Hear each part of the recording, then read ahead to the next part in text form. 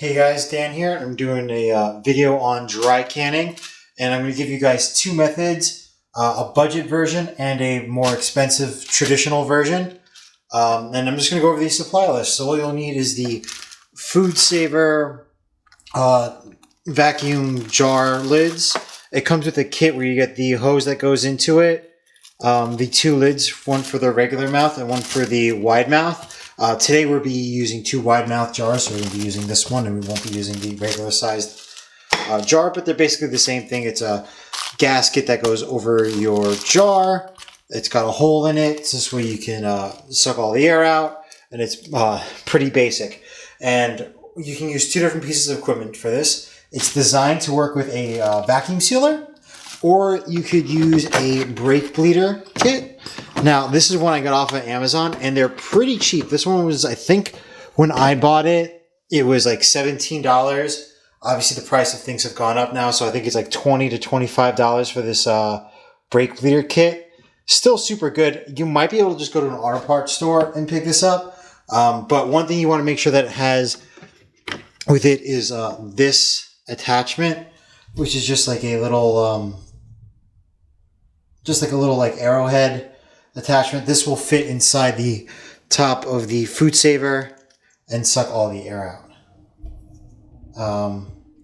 And for our more expensive version, we have a vacuum sealer with the hose that connects to the vacuum sealer and the top of the lid. And of course, you're going to need some power for that, whether that comes from a wall or not. That is up to you. I like to use solar for as many things as I can to try to, use free energy where I can. You're also going to need two jars, and you're going to need them sterilized. There's plenty of videos on YouTube on how to do that, and a lot of resources online. You're also going to need just a canning funnel to get whatever you're going to be vacuum sealing in there. And this is what we're going to be vacuum sealing today. This is some quinoa from BJ's. There's no such thing as whole grain quinoa because quinoa is a seed, but that's besides the. It's not a grain. It's a pseudo grain. It's more of a seed. But anyway, that's besides the fact.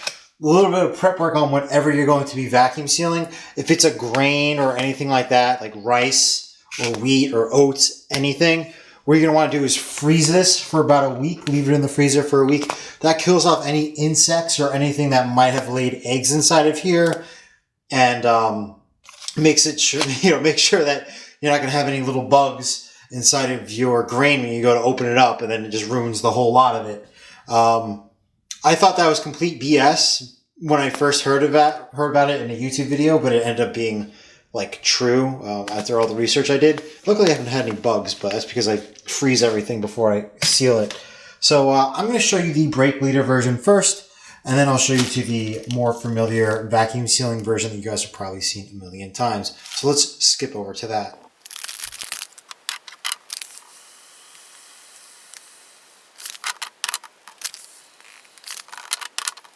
Alright, so I like to fill up to 3/4 of an inch from the top. And you kind of just eyeball it on this. And one thing I forgot to mention before we start is you want to make sure that this is clean and clear of any dust. And also I just touched it with my finger. So what you're going to want to do is get a paper towel and with vinegar and just clean the edges on it with a white distilled vinegar. Let me go do that right now. Alright, so I got the paper towel.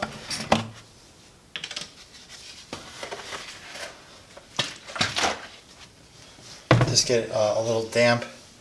And then you're just going to run that around the brim. You don't want it to be soaking wet. You just want it to be a little damp and just running around the rim. And we'll just wait a couple seconds for that to evaporate. Alright, so now up until this point, the preps have been exactly the same. Now this is where things are going to start to kind of diverge. Still the exact same. You want to get your Food Saver lid out.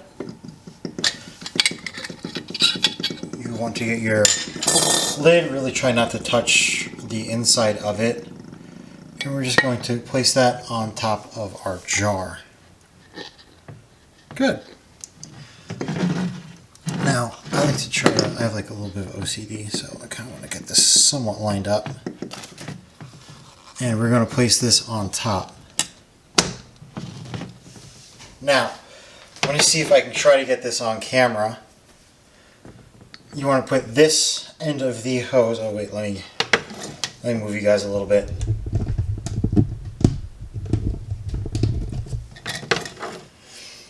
This is our brake bleeder, so it's got a long hose headed to this bit. We're going to put this in here, and then this is our pressure gauge. Let me try to focus on that for you guys.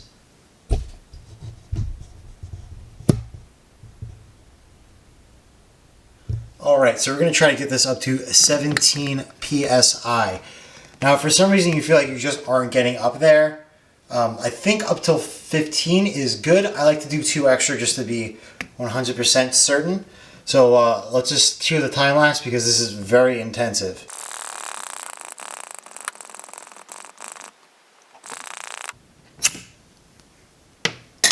Alright, so that should be good. It looked like I was getting a little bit of leaking.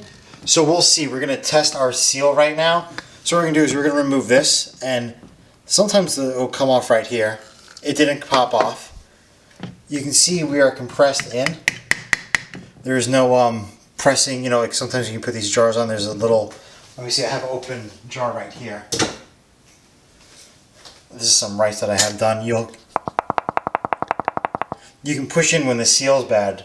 This is one that I'm working on right now, so obviously it's open because that's what we're using in the kitchen. So this is good. Now we have one last test, and that is the gravity test. We're just going to check our seal. It seems to be pretty good.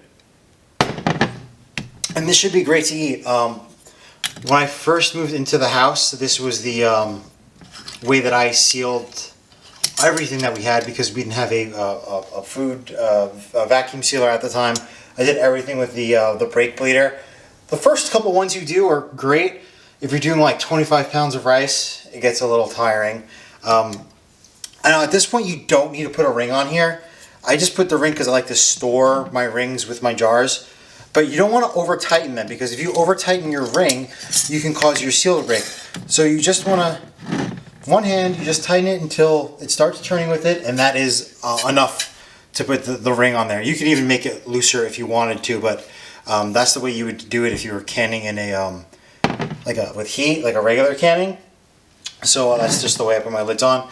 But now I'm going to make a label for this. I always say how I sealed it and at what time I sealed it and what it is. I mean, obviously this is quinoa, so I'm probably not gonna write what it is, but I'll show you guys those labels later.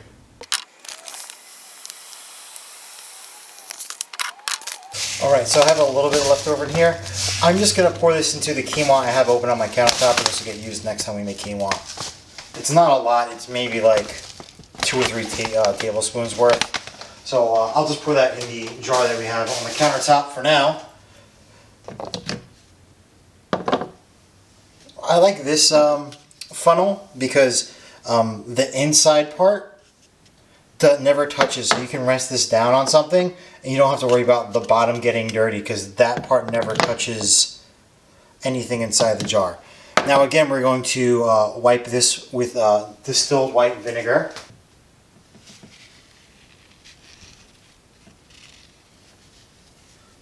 Now again, you don't want to soak it, you're just trying to get it wet just to get any dust, kind of clean it up a bit before we start and do anything else. And we're just going to give that a couple of seconds just to evaporate.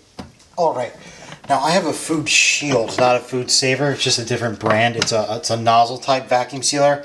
I'm probably going to be doing a video on this type of vacuum sealer later. But basically, it's instead of there being a gasket, it's a little tube that goes into the bag and sucks all the air out. So the way you set it up is just a little different, but it still has the attachments and everything's still exactly the same. So we're going to take this lid out. We're going to put this on top. Make sure it's nice. And then we're going to put this on. You don't want to go at an angle or anything because you can shift the lid. You kind of just want to go straight down and push it down. And then you want to put one end of your hose into the top, and one end right over here into the suction part. Now, with this one, I'm going to be playing it, and we're going to do it live, and you're going to hear, this is going to be making a noise when it's sucking. And then you're going to hear like a key change. It's going to be much, much deeper. That's when you know it's done sealing. So we're going to start right now. You're going to hear it.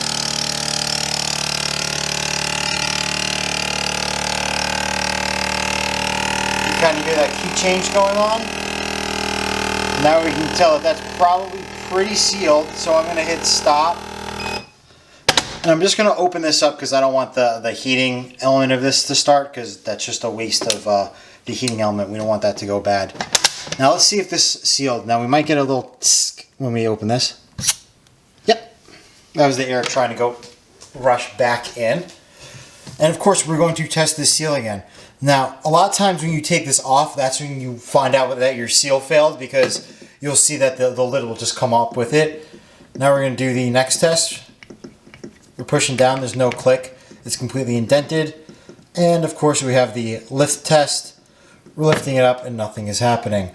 So I would say that this is pretty well sealed. So I'm going to just close that up. And now we're all set. So we're going to move on to labeling, and I'm going to give you guys my final thoughts.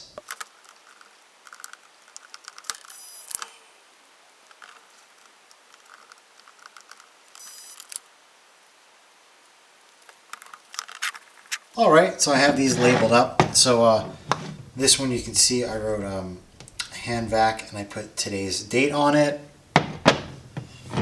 And this one I put vac seal, and I put today's date on it. So what do I think of these two methods? I think that they give me very similar results. I haven't had any seals fail yet. I know it can happen, and it probably will happen at one point. I try to stay very on top of it so it doesn't happen. I check these about once a month. You know, just go check the tops, do the same test, make sure that nothing pops. Now, jars are getting hard to find. So if you are having problems just finding jars and you don't think this is the solution for you, I would highly recommend getting a vacuum sealer that can do any type of bag that you want to seal, and ones that can also do Mylar. That's why I got the Food Shield versus a Food Saver, because it kind of does whatever you want it to do. You can adjust the temperature times on sealing. That's a completely different video though. If you're just starting out, you're low on money, the brake bleeder method, it works great. I haven't had any issues with it. I think the oldest thing I ate that was sealed with that was about 3 years old.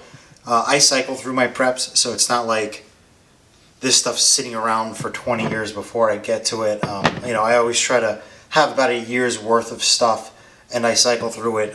Rice though lasts forever though. We buy it in bulk, and so we usually get about 5 years worth of rice at a time. So yeah, I'm really happy with this method. If you have the vacuum sealer and you want to save your forearms, maybe go with the vacuum seal method. I've heard people have some issues with both of them with having good seals. You just have to be really on top of it and make sure you keep testing them.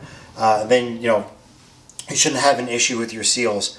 In addition to that, I would say if you're looking to give somebody a chore, or like you're doing this with your kids, this is probably a little bit funner than doing it with the vacuum seal method, and it's a lot quieter too. My wife works nights, so if I'm doing this stuff, you know, it's nighttime right now, but if I'm doing this stuff during the day, I'm using the brake bleeder because it's so much quieter. You know, it's just that little pump. You don't have to hear the motor going off or anything like that. So those are some advantages and disadvantages. Also, this doesn't use any energy except for your hands. If you're low on energy, or you're, you know, everything, you know, it's nighttime, you don't have any solar to use, or, you know, power is out and you need to store some food, this method works great. I would say definitely get the brake bleeder, just because it's another no power off-grid option that you would have in your arsenal. You know, I do all my sealing and stuff like that with my Jackery. You can see I did one jar, it's still at 100% and barely even dented the battery.